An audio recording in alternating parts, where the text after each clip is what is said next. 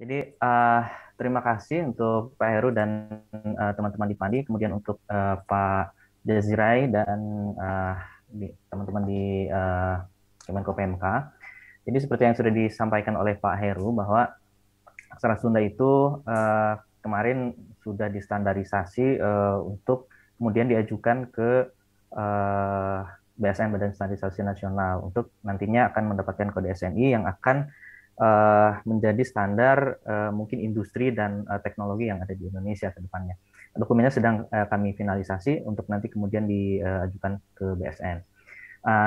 Mungkin yang akan saya sampaikan terutama adalah usulan bahwa aksara-aksara daerah itu memang sudah seharusnya diakui secara resmi oleh oleh negara ya. Bukan hanya tingkat daerah di kabupaten kota atau provinsi, tetapi memang harus di pusat. Kenapa? Karena akan sangat berpengaruh terhadap ekosistem industri, teknologi, kemudian pengembangan-pengembangan lainnya yang memerlukan standar yang diakui oleh nasional maupun yang internasional, dalam hal ini ISO. Sebagai contoh kasus, kemarin saya juga ikut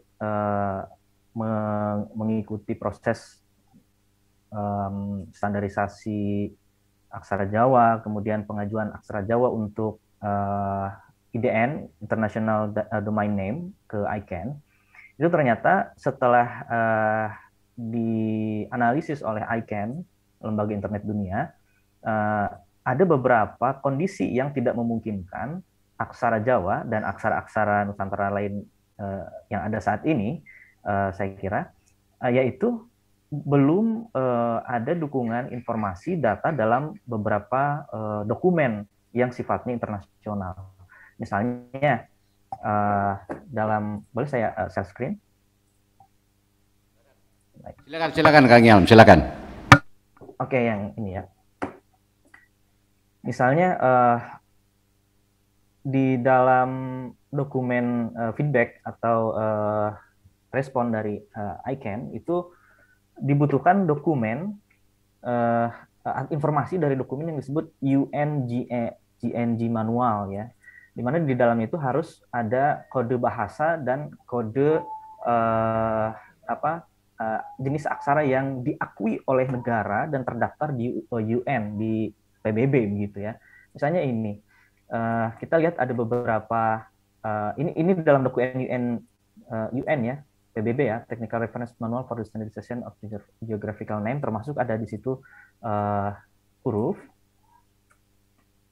Maaf. Ya. Kita lihat untuk aksara-aksara atau bahasa dan negara itu memang berasosiasi ya. Di sini misalnya ada nama, bahasa, sistem penulisan atau aksara di sini, dan ini sistem transliterasi. Sistem transliterasi ini untuk aksara Jawa dan aksara Sunda kemarin sudah distandarisasi dan nanti akan diajukan ke BSN untuk kemudian mungkin bisa dimasukkan ke dalam dokumen ini di masa yang akan datang gitu ya, agar bisa digunakan oleh misalnya ISO, ICANN atau lembaga internasional lainnya begitu sebagai dokumen resmi begitu kan. Ini sebagai dasar yang kuat. Nah, kita lihat ada di Afghanistan menggunakan dua jenis bahasa dan aksaranya Perso-Arabik Persia gitu. Dan kita lihat di India, ABC, kita lihat di India. Di India itu menggunakan bahasa resminya ada banyak ya. Ini bahasa resmi yang dalam arti terregister atau mungkin ada semacam undang-undang atau perpres atau apa entahlah gitu, yang diakui oleh negara India begitu. Jadi di sini ada bahasa Inggris tentunya, kemudian ada Hindi, Assamese, ya, kemudian Bengali dan lain-lain. Ini diasosiasikan dengan jenis hurufnya, jenis aksaranya. Jadi untuk Hindi menggunakan Devanagari misalnya, ini kode Unicode-nya begitu. Kemudian Bengali dengan menggunakan aksara Bengali dan ini kode Unicode-nya gitu, dan ini dituangkan dalam resolusi di PBB begitu. Nah, ini yang menjadi rujukan-rujukan seperti ini yang sepertinya untuk bahasa Indonesia belum, karena untuk negara Indonesia bahasanya itu hanya bahasa Indonesia yang diakui begitu dan terdaftar di UN misalnya begitu. Sedangkan bahasa Jawa, bahasa Sunda dan bahasa-bahasa yang lain yang konon 700 bahasa itu tidak diakui begitu dalam dokumen ini gitu. Karena mungkin belum belum ada ke arah sana gitu ya. Saya ingat ada program presiden yang pertama kita Pak Soekarno untuk pemberantasan buta huruf ya. Sehingga huruf-huruf yang ada pada waktu itu mungkin seperti yang sudah bisa baca pegon atau sudah yang bisa baca aksara Jawa itu tidak dianggap bisa membaca gitu ya. Jadi diganti dengan huruf Latin. Makanya sampai sekarang efeknya. Jadi yang hanya diakui terregister di PBB adalah bahasa Indonesia dan ini Indonesian Extension itu untuk basic Roman ya. Basic Roman itu Latin basic ya. Jadi hanya huruf Latin saja sehingga ketika digunakan oleh lembaga seperti ICANN ini tidak memadai begitu statusnya.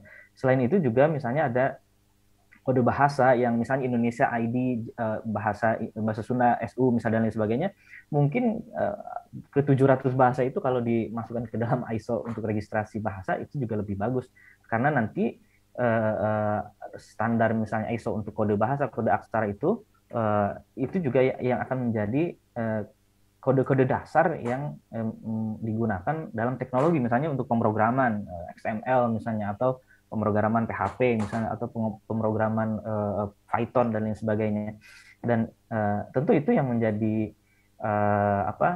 PR sepertinya ya begitu. Kemudian tadi perihal Unicode seperti halnya tadi disampaikan oleh Kang Dias tentang Pegon itu sudah belum secara mandiri gitu terdaftar di Unicode. Kita masih tandem dengan huruf Arab misalnya. Huruf Jawi sendiri sebetulnya itu tandem dengan huruf Arab. Statusnya di Unicode itu tidak mandiri sebagai huruf Jawi. Hanya 2 atau 3 karakter saja yang disebut sebagai huruf Jawi di Unicode itu. Dan untuk yang Pegon juga ini kemarin ada pilihan apakah mau diregister secara mandiri menggunakan blok tersendiri atau ikut ke Arab gitu. Itu perlu kajian lagi tentu Kang Dias dan kawan-kawan yang lebih paham. Nah, ada kondisi yang lain yang digunakan misalnya untuk di ICANN Lembaga Internet Dunia bahwa di dalam penggunaan kode bahasa aksara yang sudah terdaftar di Unicode itu pun ada kriteria yang lain gitu. Jadi yaitu harus terdaftar dalam tabel yang dianggap kelompok aksara yang digunakan secara sehari-hari dan tersebar luas gitu. Nah, kondisinya sekarang masih dianggap sebagai dekoratif ya Pak Heru ya. Jadi masih belum dianggap aksara itu digunakan dalam kehidupan sehari-hari, misalnya di media massa gitu, di lingkungan pendidikan, mungkin di industri dan lain sebagainya gitu. Hanya penggunaannya terbatas itu masih terbatas sehingga memang dalam Unicode itu dikelompokkan sebagai aksara yang terbatas gitu, yang digunakan secara terbatas atau limited use begitu. Nah, itu yang ada 7 aksara itu semuanya limited use ya atau masih terbatas penggunaannya sehingga belum bisa digunakan secara utuh begitu di berbagai platform digital meskipun itu sudah terdaftar di Unicode gitu. Nah, Unicode kan dia menggunakan repertoire. Kang, tolong waktunya, Kang. Ya, 10646. Maksudnya artinya kehadiran negara untuk mengakui bahasa misalnya gitu ya. Kemudian aksara itu sendiri secara resmi dalam dokumen negara itu pun sangat penting saya kira untuk tindak lanjutnya ke depan gitu. Itu mungkin dari saya Pak Heru. Terima kasih. Ya.